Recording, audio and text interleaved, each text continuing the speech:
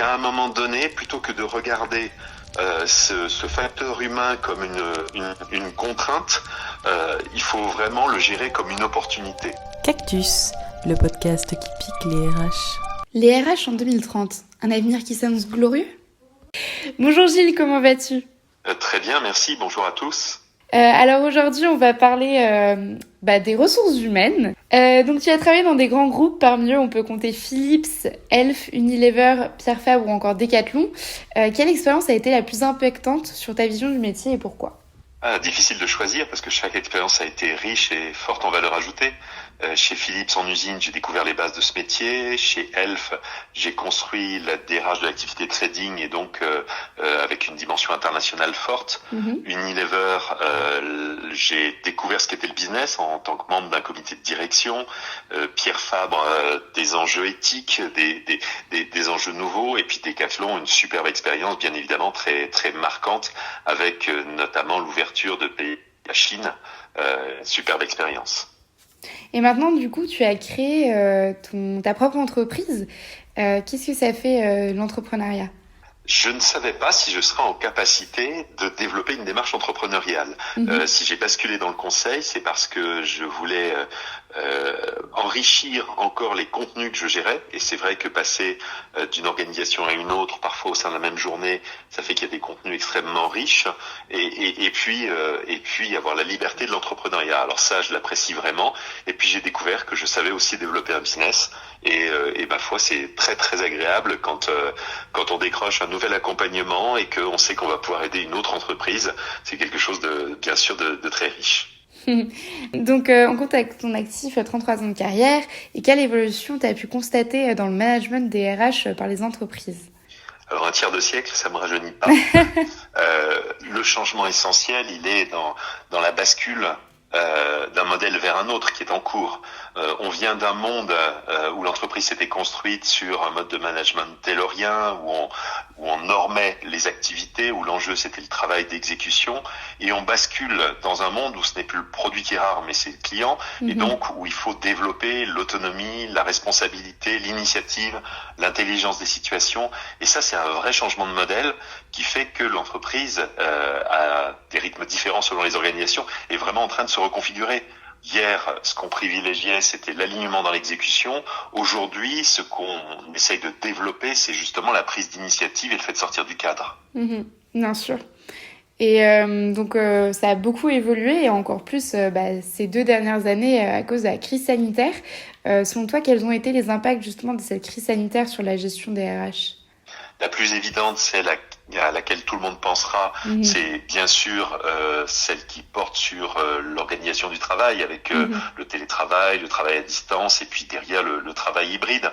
Et c'est vrai que ça a contribué à mettre au devant de la scène la fonction RH qui a eu à traiter ça.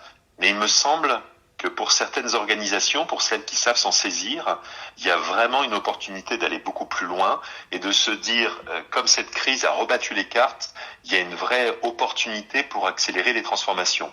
Je prendrai juste l'exemple d'une entreprise que j'accompagne en ce moment, qui, du fait du télétravail, a dû transformer radicalement pendant les périodes de confinement ses pratiques de management et qui, du coup, une fois le retour en présentiel effectué, en a profité pour vraiment procéder à un changement de modèle complet en passant d'un management qui était assez prescriptif, qui était assez descendant, qui était dans le contrôle, à au contraire un management beaucoup plus responsabilisant où les collaborateurs étaient animés plutôt en générant de l'engagement avec un manager qui se positionnait comme une ressource pour ses collaborateurs. Alors toutes les entreprises ne vont pas se saisir de cette opportunité, mais pour celles qui le font, c'est vraiment l'occasion d'accélérer les transformations dont elles ont besoin. Et pour la fonction RH, du coup, dans ces entreprises-là, il y a un boulevard qui s'ouvre. Ah c'est sûr, c'est sûr. Et tu as écrit justement l'ouvrage Les RH en 2030, donc, qui est quand même une projection sur une longue durée. Et dedans, tu évoques 30 pistes pour réinventer justement l'entreprise. Est-ce que tu peux nous en dire un petit peu plus sur ce nombre 30 ? Pourquoi 30 ? Alors oui, il y a bien sûr l'effet éditorial 2030, 30 pistes, mais c'est pas seulement ça. C'est surtout, alors quand on fait un travail de prospective, si on est puriste, on imagine les différents scénarios possibles. Avec mon co-auteur, Nicolas Bourgeois, on n'a pas été dans cette démarche-là. Notre démarche, ça a plutôt été de dire quel est l'avenir qui nous paraît souhaitable pour les entreprises et pour les collaborateurs qui les composent.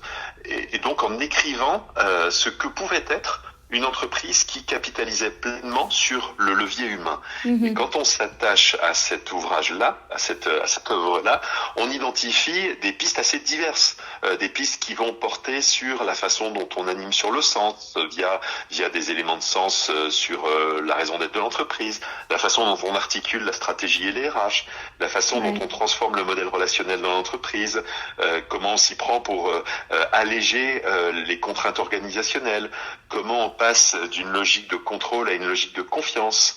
Et je pourrais en citer 30 en l'occurrence, mais en tous les cas, ça donne autant de pistes, nous semble-t-il, à des dirigeants, des DRH, des équipes RH qui justement auraient envie de transformer l'entreprise en faisant en sorte qu'elle s'appuie, qu'elle capitalise sur le levier humain. Ouais. Ça m'amène justement à te demander quel est le principal enjeu RH aujourd'hui pour les entreprises. C'est sans doute celui que j'évoquais déjà un petit peu plus tôt, c'est de transformer leur modèle culturel et organisationnel pour capitaliser pleinement sur le travail du savoir.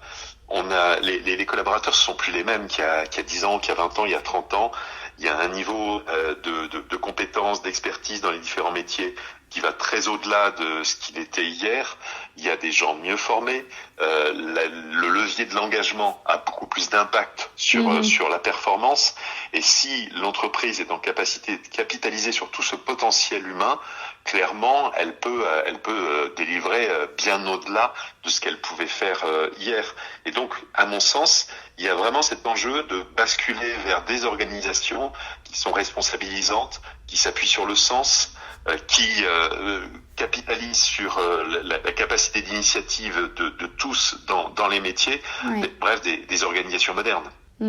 Et pour atteindre justement ces organisations, est-ce que les nouvelles méthodes de travail, elles sont favorables à cela pour les RH ? Alors, quand on parle de nouvelles méthodes de travail, on pense notamment à tout ce qui a été mis en place justement avec le télétravail, alors j'ai envie de dire, tout dépend ce qu'on en fait. C'est-à-dire que certaines organisations, dans cette période-là, ont eu au contraire le souci de... j'ai envie de dire redéloriser le travail, c'est-à-dire de réinstaurer du contrôle parce qu'elles ne savent pas sortir de cette logique-là, de cette logique culturelle-là.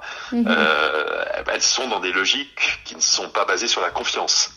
Vous savez, cette fameuse phrase la confiance n'exclut pas le contrôle, qui au passage est une phrase de Lénine, chacun ses références, et qui tourne le dos à une évidence qui est que quand vous avez confiance, quand vous êtes au bout de la confiance, vous ne contrôlez pas.